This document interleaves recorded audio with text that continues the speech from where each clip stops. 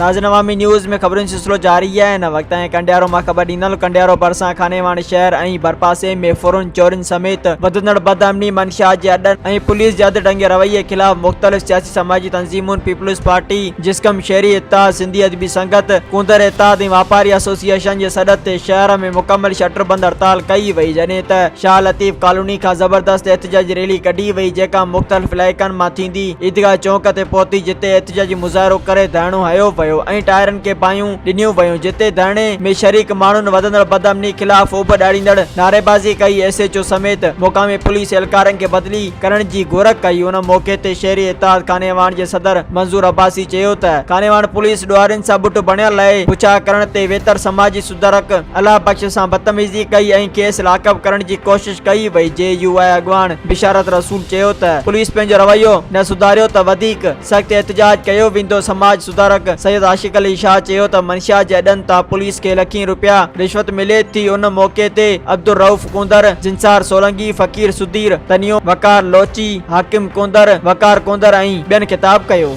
मज़ीद खबरों और तफसीलात के लिए विजिट करें हमारी वेबसाइट www.awamiNewsHD.com।